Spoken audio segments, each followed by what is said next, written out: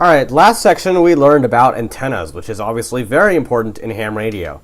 And today we're going to learn about something equally important, and that thing is coax. We're going to learn about coax. So what exactly is coax? Coax is actually related to antennas because coax is the cable that's usually used for carrying the radio signals between your radio and your antenna.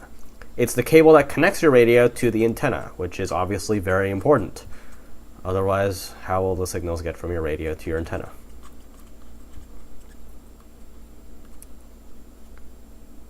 Alright, so we already know you won't get very far in ham radio if you don't have a radio and antenna, but having that's no good if the antenna is not connected to the radio, and that's why we need coax cable to make those connections. So what I've drawn here is a simple dipole antenna, which is basically a piece of string which acts as an antenna. And over here in the middle, that thing hanging down that's being eaten by the rabbits that are saying om nom nom, that's the coax cable, which is running from the antenna into the house. And we're going to get more to the bunnies later on, so hang in there. But first we're going to talk about coax cable. Coax cable is very simple to use. Step number 1, you plug the coax cable in. Step number 2 is, well, that's pretty much it. Step number 1 is the only step. You plug the coax in. That's all there is to it. All you have to do is plug the cable in. And that's one reason it's more popular than other types of cables or feed lines that are used to connect antennas to radios. Coax is so easy to use that pretty much everybody uses it. Excuse me. Most ham radio coax is rated at 50 ohms impedance. You remember we talked about impedance before. And this is just sort of something you need to know. It's something that's nice to know. You're going to run into that a lot in real life. And you also need to know it for the ham radio exam. Most of them are 50 ohms impedance. You don't even really have to know what that means. That's not as important. Just know that it is true. Now, the higher we go in frequency, the greater the loss of energy within your coax cable. You see, coax cable sometimes leaks these radio signals. Not all the radio signals that come from your radio make it to your antenna because some get dissipated as heat in your coax. And the higher you go in frequency, the more energy is lost in the cable. And the solution for this is to use thicker coax cable. So as you go up in frequency, let me write this on the board. As you go up in frequency, you have more loss. Oops. I'm sorry, you have more loss as you go higher in frequency. Okay. So the solution for this is to use thicker coax, which I guess makes sense. If you had a pipe and your pipe was leaking, you might use a thicker pipe to make the pipe stop leaking. If you have a coax and your coax is leaking radio energy, use thicker coax. That's not exactly how it works, but it's a good analogy to use to remember. On VHF and UHF bands, you'll usually want coax about the size of your thumb. I believe that's the diameter. Coax the size of your thumb. For HF, you don't quite need coax that thick. It can be a little thinner.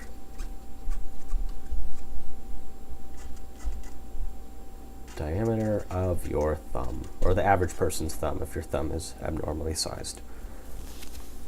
RG8 cable, there are different types of coax cable. So one of the most common types of coax is RG8. There's RG8 coax, and this is much better than another type of coax, which is RG58.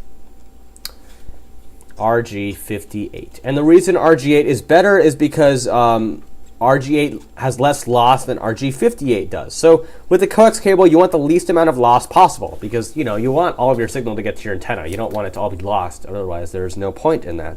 So you want the least amount of loss possible, which makes RG8 a better type of coax. It has less loss than many other types of cables, including RG58. But on VHF and UHF, there's another choice for the lowest loss, and this is air-insulated hard-line coax. And that's sort of a long name, so I'll take some time to write that down. Air-insulated hard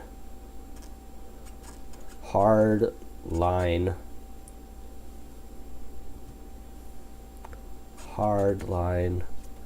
coax. So this type of coax has the lowest loss on VHF and UHF. And because of this, it's very good for weak signal work, because for weak signal work, there isn't much signal to begin with. So if you lose some of it, that can be a problem. Because not only does the coax lose the signal that you're transmitting, it also can lose the signal that you're receiving from the antenna. And that can be especially a problem if the signal is already weak in the first place. The only problem with this kind of coax is it's a little harder to set up than the other types of coax, so you might want to have someone help you with the installation. Maybe get someone from your ham radio club to help you out. They're always glad to help out new hams. Harder to set up. Okay. Now we're going to talk a little about the connector at the end of the coax cable, the thing that you use to connect the coax to your equipment. The most common type of connector for HF is the PL259 connector. So that's PL connector for HF, and that's PL dash 259. This type of connector is also common on your little mobile and base VHF, UHF radio too. Now for other frequencies like 400 megahertz, you always want to use something what we call a type N connector, which is another type of connector. Type N for above 400 megahertz. Something very important to note here though, PL259 connectors and Type N connectors look similar. It almost looks like you could plug a PL259 into a Type N or vice versa, but you should not do this. Don't use a PL259 connector when you're supposed to use a Type N connector. You could permanently damage your radio. These two connectors are not compatible, even though they look similar. So definitely be careful because they look similar. All right, another thing with coax is beware of something called air core coax. I guess this goes back to the types of coax. There's a type called air core coax. Air core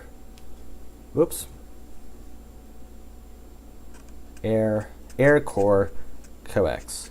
You actually don't want to use this type of coax. Air core coax is a professional cable for commercial communications. It's a good cable, but it's more complicated to set up than regular coax, and it requires special techniques to keep the water out. So just stick with regular coax. Just don't even bother with air core coax.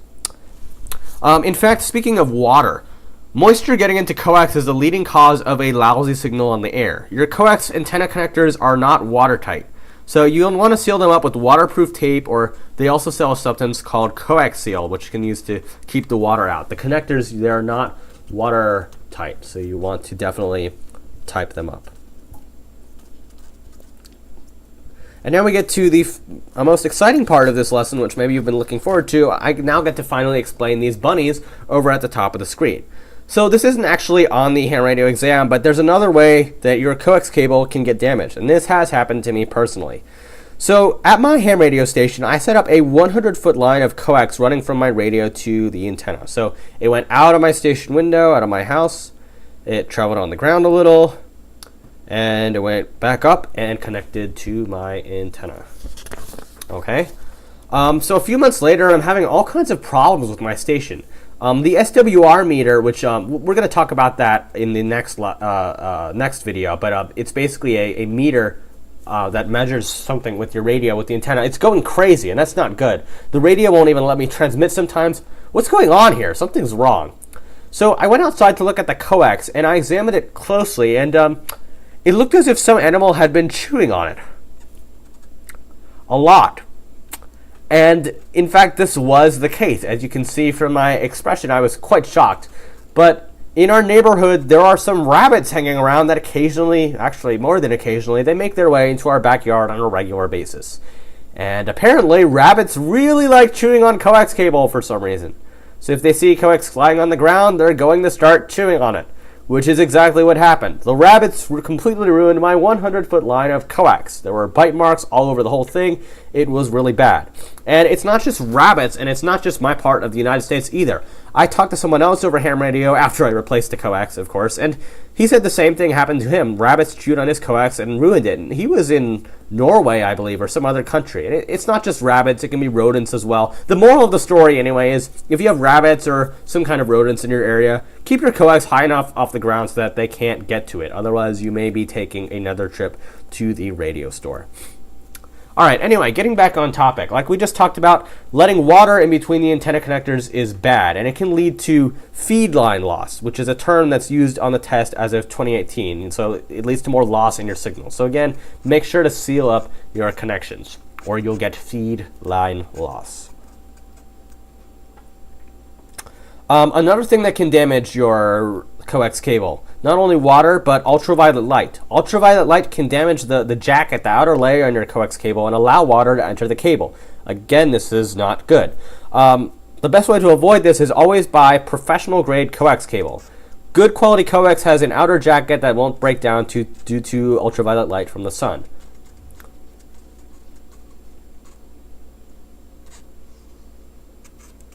Those are both not good.